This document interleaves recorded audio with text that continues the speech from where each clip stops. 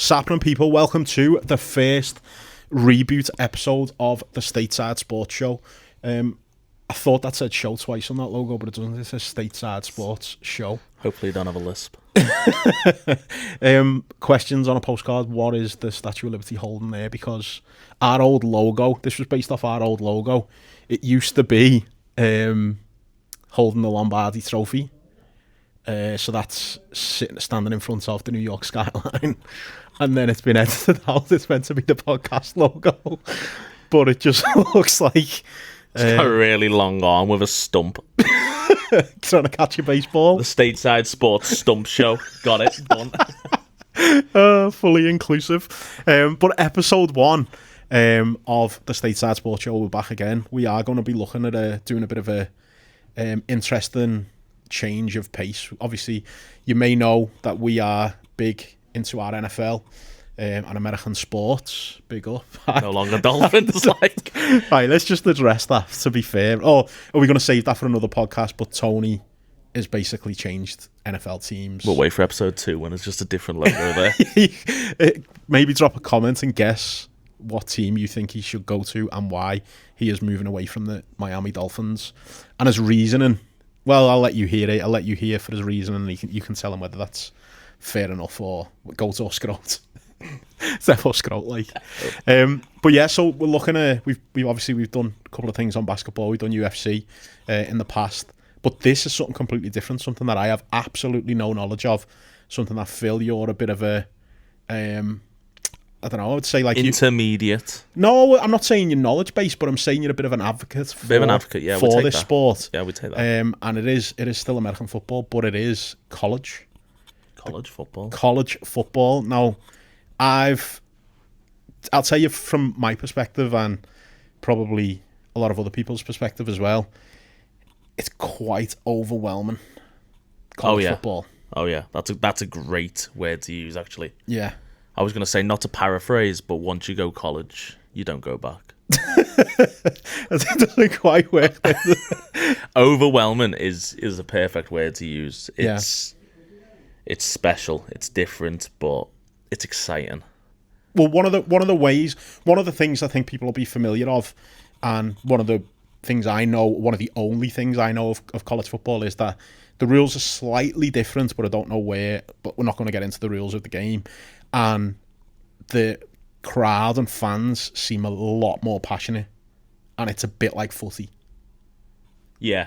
I mean, what helps is these bigger colleges have huge student sections, and a student section is literally your average away section at a football game. Right. If you just non-stop singing, but imagine instead of 3,000 Everton fans, you've got 40,000 home students that are 21. Just started drinking.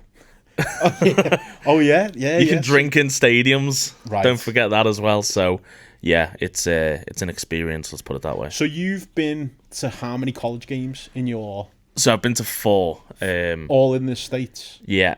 Oh, so tell a lie. I've been to 6. I went to 2 in Dublin. I didn't even count them. Yeah.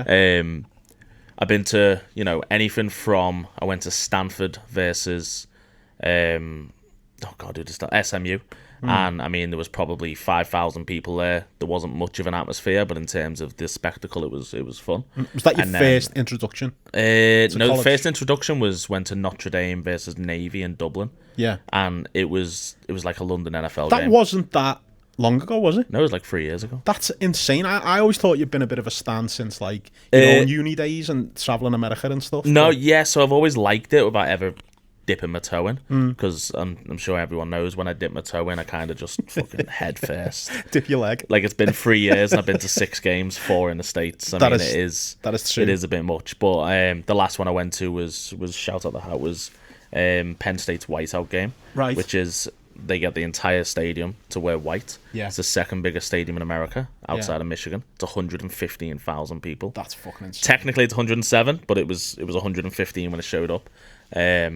And it was I believe the first time they've ever played. So they rank college teams. It's not like a league table almost. It's like a ranking. And it was the first time they've ever had a whiteout game against a top 10 opponent, which was the Ducks. Right. And they also had college game day going on, which is the Pat McAfee stuff and all that. So it was like spectacle upon spectacle upon spectacle. So and I good. mean, it was... I've never seen anything like it. So you support who? The Oregon Ducks. And there's two reasons. One, they have the nicest jerseys in college football. Yeah. And two, the Chiefs playing red, Everton playing blue. Couldn't decide on a colour, so I went for green. I like it. It looks good on that logo as well. Well, I have different opinions on the logo. But yeah, no, I see what you're saying. So you've got a red, a blue, and a green team. Yeah, I mean, the uniforms are great. So I need to pick a red college team then, and then I'll have red, blue, and green as well. I mean, you got Alabama and Georgia. Georgia a little bit, but you got Alabama playing like a nice crimson. The crimson. Are they good? They used to be. They maybe sort of creeping back up, but No, not for me. No. Who's the worst team? There was a game the other day, and I can't remember who played in it, but it's widely known as potentially the worst game in college football. Do they play in red? They probably do. One of them definitely. One of them definitely plays in white. Yeah. But it was 0-7 versus like 0-6. Right. Because the bye weeks in college kind of muddle things up. Right. It's insane. So Florida State, it was 2 years ago. Jordan Travis went to the Jets. Yeah. Medically retired now. Florida State actually went unbeaten their entire season and didn't make the college football playoffs. Is that to do with like the strength of opponents? Yeah, and it was to do with a lot of players opt out for the playoffs because they want to go into the NFL draft. They don't want to get injured, so they'll opt out. Yeah. Especially if they think they don't have a chance of winning it as well. Right. Okay. So because Jordan Travis got his injury, Is that more your impact players, like your wide receivers, your running backs who are opting out? Well, the players that are anyone who's going to get drafted. So if you think Okay. you've got an opportunity, especially your mid-round guys, because if you've got an opportunity going in the fourth round and picking up a contract worth, I don't know, $1 million, $2 million, you're not going to risk that on pulling a hamstring. It doesn't matter even if it's a small injury because your pro day and your combine performance matters so much to your draft position. Yeah. But it's a little bit more difficult because you have to weigh up. If you've got a chance of winning a national championship in college, that will help your draft position. So it's like if you think you've got a chance of winning, do you play? Right. Okay. But yeah, they basically, Jordan Travis was injured. A couple of other players had sat out. I think Keon Coleman was one of them. So the commission decided that they were not going to be an effective team in the playoffs, so you're not getting in. Right. And they put in Alabama, who'd actually lost a game. That's pretty rough then, isn't it? Yeah, they've changed the playoff rules now. There's now 16 teams. They used to have just 4 teams. Yeah. It was the shortest playoff you'd ever see. It was pointless. It was shit. That was the worst part of college football, was playoffs. Well, it's like a semi-final and it's straight into the semis. So that it's exciting though, isn't it? Obviously, and it's high scoring. Would you say is the scores a lot? Oh yeah. I mean, the first game I ever went to was Notre Dame versus Navy, and Navy are not a good team. Notre Dame are actually pretty good. So the score, I think it ended like 66-3. That's insane. Which, funnily enough, aren't good games. Yeah, it's a blowout, isn't it? Yeah, it's boring. Yeah, it's the same with the NFL. The Jets games. Yeah, exactly. I've stopped watching it. The thing is, though, the Jets this season, I know we're talking about that, but the Jets this season, they're losing. They are losing, but they're not losing by a lot. It's kind of like Everton, isn't it? Almost throwing. So what made you want to watch college football? I think we touched on it before. If I dip my toe in, I kind of go whole body. And I loved the NFL. And if there was a way of getting more NFL, then I wanted that. Not only that, but there's I like being a bit of an elitist. I like knowing more than everyone else. So if there's a way that I can know about players... Get an edge. Yeah, if there's a way that I can know about players coming into the NFL before other people do, then I kind of like that. That always surprises me because obviously in our profession, obviously rookies are key in American football in the NFL.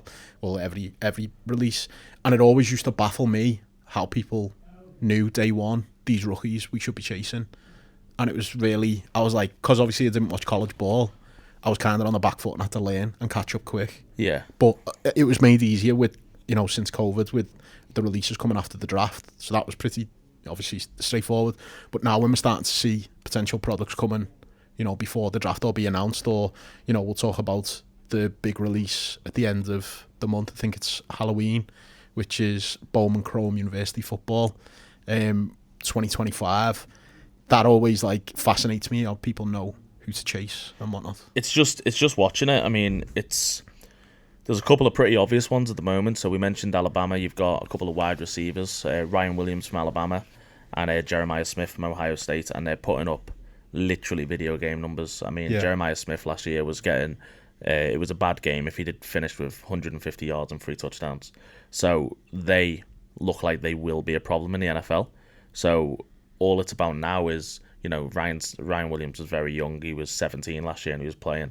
So he's not eligible for another, I think it's 2027 will be his first, when he can actually go to the NFL. So now it's just, okay, like that guy's going to be a star. Let's see if he gets injured. Let's see what his games are like. Let's see if he has a down in form. Like, it's exciting to watch him, and I'd say at the college level, it's probably more exciting to watch players than teams. Yeah. It's great to pick a team that you can follow, but like, there's so many games you can't watch everything, so you kind of want to pick a handful of players to watch. Yeah. Do you know what? Funnily enough, when I've been to the to the NFL in London, and I've spoke to the Americans, some of the questions that I ask them, like why the Rams or why the Bengals or whatever, and a lot of the time is they say something like, "Oh, well, Joe Burrow. We went to LSU. We watched Joe Burrow, so now he's gone to the Bengals. We're Bengals fans," and they'll follow that player throughout their career. Yeah, and especially someone like Joe Burrow, who was legendary in college. Like what he was doing in college with that team. I mean, he had a stat. You could probably name the majority of that team. They're all in the NFL now. Yeah, but I mean, that's kind of the interesting part, and the change is like you can follow. Let's say I pick a player of the Ducks and I decide to follow them, and they stay in college for 4 or 5 years.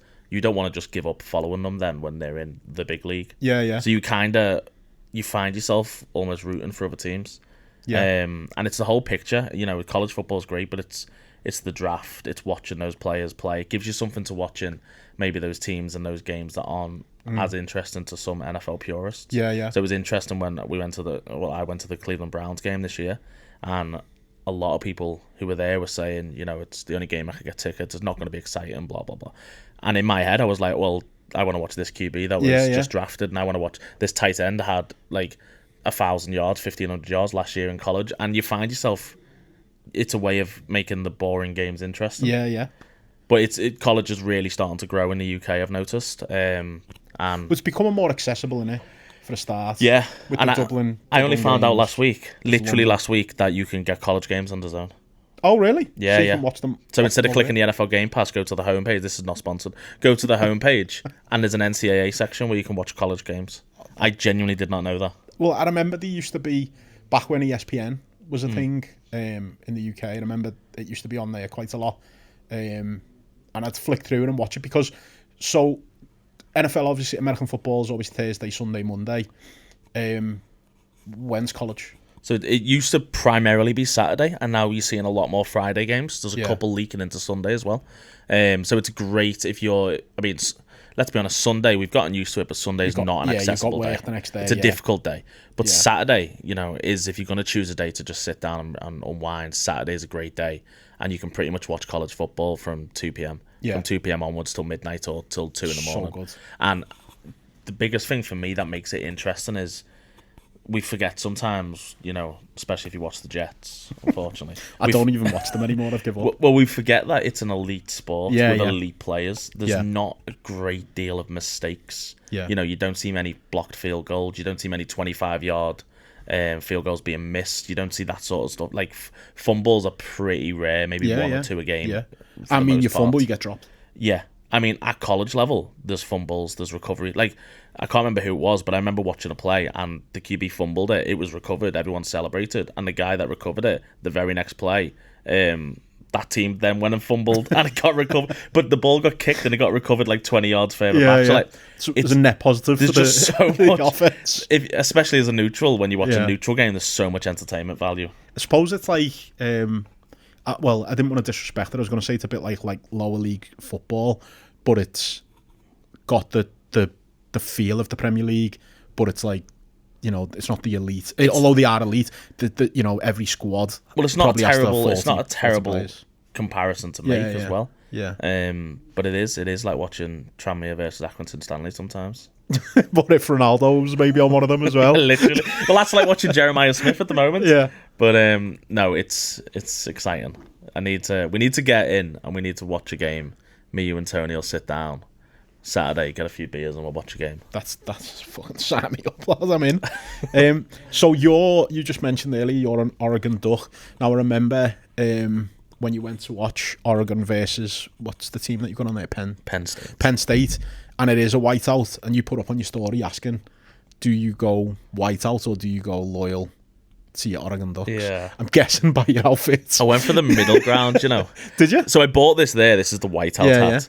And like that's the other thing I've noticed. A couple of people have been like saying, "Oh, if you're a Ducks fan, you can only wear Ducks." I'm not like I will. We wear... didn't go to that. No, but Oregon. I will wear like college stuff because it's good. Cool. But I will say that I'm a Ducks fan. But like I bought this there, I didn't wear it there. And I kind of went for the middle ground. This is a Duck shirt, and I wore this. Oh, is it? So this is a white Duck shirt. Okay. And I thought that was pretty safe. Yeah. And to be honest, it was probably the sensible decision because I completely forgot that Penn State is in Pennsylvania. Right. And the vast majority of them are Philadelphia Eagles fans. Oh, right, okay. And that's one stadium I've always said I will never go into as an away fan. You will get poked in the eye. All shame aside, I will dress in full Eagles if I ever go to that stadium. That is the clips you see. That is horrendous. Yeah. Like that is. But yeah, I forgot the majority of them are Eagles fans. The majority, especially the fans our age, were fine. But some of the students, there wasn't very many Ducks there. Yeah, it felt a little bit. Did you see anyone in the big green and yellow? Yeah, there was. I reckon we were spotted throughout. I reckon there was probably 1,000 maybe, but in a stadium of 115, that's a very small number. But there was a guy sat directly in front of me, like the row in front, all in green. He looked like. Shout out Tom Bartlett. He looked a little bit like Tom Bartlett. I mean, he doesn't look like he could hold himself in a fight. And Did he have no shoes on? No shoes, white socks. He took white out. But like, get your whites out. I'm not joking either. This guy, oh man, like every touchdown the Ducks scored, he would jump up and he would, and I just thought, you are so brave, man. So brave. I mean, brave or American. Oh man, honestly, I was scared, and I was doing the maths in my head. Like, do I just punch him as well? Do I side? Do you know what I mean? Colours are not for here, boys. I need to. But yeah, the guy, he had a great night. He survived. So why did you pick the Oregon Ducks then? It was like I said before. It was just I like the uniform concepts. They're a good team, but no one can call you a glory hunter. Okay, because they've not won a national title. They're also owned by Phil Knight, who owns Nike. Oh, right, okay. So they've got as much money as you could ever want. Well, this is another thing that's changed, and apologies, I'm jumping all over the place here, but recently, a couple of years ago, the new NIL rules, has that, or do you see that impacting players' decision to stay in college a little bit longer because they can make their own money now? 100%, but it's also, listen, for that particular player that can earn money effectively, like I know it's watched just as much as the NFL. They deserve to be paid, but it's also brought a whole lot of problems because your success stories where you have a smaller university, making it or having a star player that can drag them through the rankings, you're seeing that less and less now because teams have got the ability to go out there and pay a guy. Right. And some of the players in college at the moment will absolutely earn more in college than they will in their NFL career. Right. Because you've got guys that are maybe, a round 3, round 4 quarterback. Yeah. Who actually at the college they're at is idolized as a god, and that college will pay the world to keep him there. So it's got its pros and its cons, and it reminds me a little bit of we're going into football again, but do you remember when they brought in like compensation payments in football in the Premier League? Yeah. And it was like the one that comes to mind is Thierry Small. Yeah. And he was at Everton, and then he got a we got like next to nothing for him to go and sign for a bigger club somewhere. And it reminds you a bit of that, where you can just poach players. Right. So like the Oregon Ducks have done it a little bit in recent years, where they've noticed that they've got a very good team that can potentially compete for a national. Yeah. But they're missing a cornerback. Right? Who's the best cornerback that is not on an elite team at the moment? Where we're going to offer him $500,000 to come play for us. So it's almost like colleges can also go into win now mode. Yes. As well. Yeah, and that's what the Oregon Ducks are trying to do at the moment. Yeah. And because you can. There's no limit on how much NIL you can pay. Right. So you can pay every player, and you can pay them pretty much whatever you want. I mean, it was probably happening before, but Yes. and I remember listening to a podcast, and I can't remember which player it was, but he said when he got the keys to his apartment, he walked in, there was a bag of money, and he was like, someone said to him, like, what did you do with the money? He was like, I kept it, no one come and knocked and asked for it back. So it's like... It's always been there. Yeah, it has always been there, but now it just formalises the agreements and probably just means that they have to pay tax on it. So... For new people to college, then, what teams would you recommend watching? I'd definitely say you've got to watch the big teams. You've got to watch your Oregon Ducks and your Penn States and your Ohio's and your Michigans, because that's where you see the atmospheres.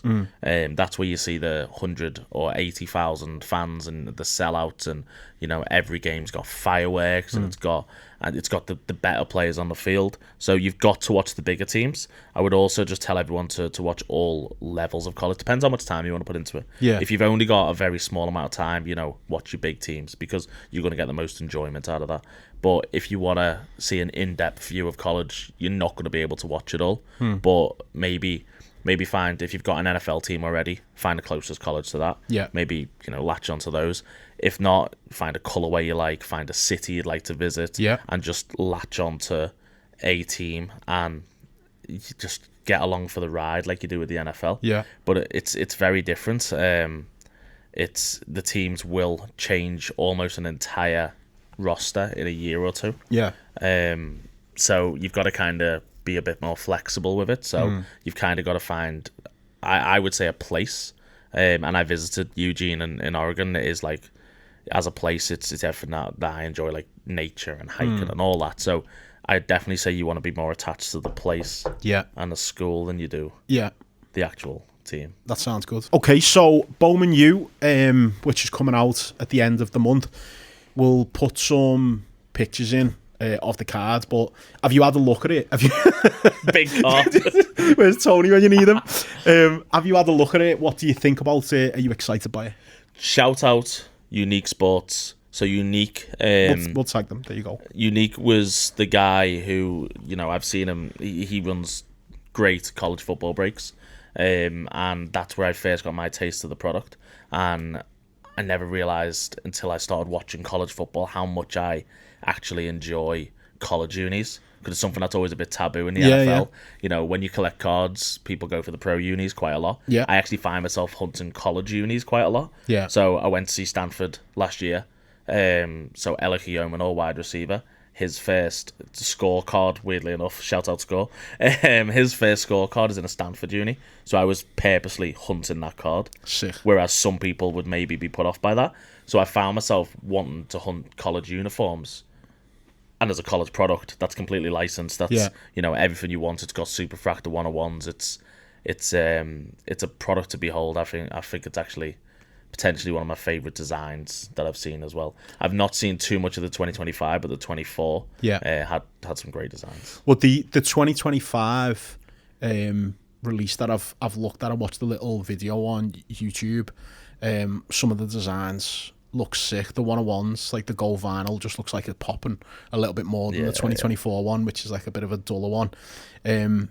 You've also got, a few new inserts, a few decent inserts as well. You've got the Acropolis insert, which didn't really get, when I was looking at some of the sales figures, that it wasn't great last year, but the design wasn't great. Yeah. So I'm hoping it's going to be a lot better this year. You've got the College Rule Playbook, which is a new insert for this year, and you've also got Lettered Up, which I don't know if you've seen them cards, but it's like I couldn't work out where the letter was from, but then the letter in the card is like the design of the team rather than like a player jersey or something like that. So they look sick. If they're actual patches, I don't know whether it's like an actual patch or whether it's like an insert printed, but they still look decent and collectible as well. And it's a 200 card checklist as well. I've seen this year. Saw the checklist. Which is which is pretty decent and looks quite exciting. So we're going to be running. So for everyone, can you explain the difference in products? So we've got, I believe there's Hobby and Jumbo. Yeah, that's correct. Yeah. So we're gonna be doing both of those, haven't we? Yeah. So we've got our breaks. Are they loaded up? The show's in. The breaks aren't loaded up yet, but the show is in. We need to put a few more in. By the time this goes out, it might be loaded in. Yeah, loaded up. And it's a decent price point as well, isn't it, for Bowman? Yeah, I mean, Bowman Chrome. listen, whether you're a big advocate for college football or you just want to dip your toe in and see what the cards are like, Yeah. the price point is there, and there's a great, there's a great mix of, like I said, you've got those smaller schools that potentially might have a star or just somebody that you've attached yourself to, and there's those bigger schools as well. So there's a great mix of, I think there's 77 colleges featured in the Bowman U. That's insane. It's just a great, the mix of players numbered that you could pull out is pretty sick. Pretty exciting. Well, we've done. I remember last year, or I think it was the year before. Well, it would have been more than that. But I remember I hit a Desmond Ridder to 5 on card auto, Bowman first. So your Bowman firsts, they're like your most hunted rookie cards, aren't they? Yeah, so this is what everyone wants. And it was a Desmond Ridder to 5. Now, if you've got a Desmond Ridder Atlanta Falcons card, it's probably worth about £1. Yeah. Whereas this, because it was college, I haven't actually checked, but when I initially sold it, I think it was about 300 quid, and I think I paid about £6 for the spot. And there will be people even who still now collect now. Yeah. Marcus Mariota is not many people in the NFL world will. He's still playing now, and people still won't recognize the name. Yeah. But he is. If you go to Oregon, that is the jersey you will see the most, because he is Boss. Oregon's potentially best ever quarterback, and that's including like Justin Herbert and Bo Nix. Yeah. People will in Eugene will choose to wear a Mariota jersey. Yeah. So there's players and there's cards you can collect at a college level that will still be desirable even if they're not at an NFL level. Well, the college is over, innit? So it's like... So they've written their name in that history book now. It's going to be there forever. Yeah. So that's one of the main chases. As I say, price points are a bit lower. There's more teams, so your break spots are going to necessarily be cheaper depending on how we do it. If you're doing it team by team, they're 100% going to be cheaper because it's divided by 88, not 32. And I think it's just a really exciting product, and I can't wait to get involved. I think I'm probably going to rip a Percy or two if you let me. Shout me around if you're doing it. I need to see. We'll probably record it and put a video out. But hopefully, so it's going to be releasing on the 31st of October, I believe. Fingers crossed it turns up now. I think it's actually potentially already on its way. Okay. So we might have it before release. Percy's all and the beauty of this is we're not limited by any sort of agreement. So I think we can break it early. Should we be scumbags? Yeah, all day. Sorry, Unique, we gave you the shout out. Now we're going into competition mode. Because we're not bound by any sort of agreement. Oh, it's giving me tingles. It's nice to be on this side of the fence, isn't it? It's exciting. How the rich stay rich. So what we'll do is we'll drop some stuff on our socials. We'll probably chop this up and release this not as a podcast and just as little reels. We'll put it in. But yeah, Stateside Sports, talking about the college. This Stateside Sports Show will be coming back. Me, Tony, Phil, anyone else who wants to get involved. If you want to comment below, if anyone wants to jump on and be a little guest, or if we want to take it on the road, we could probably do that as well. Fingers crossed I've pressed record and we've actually got this recorded.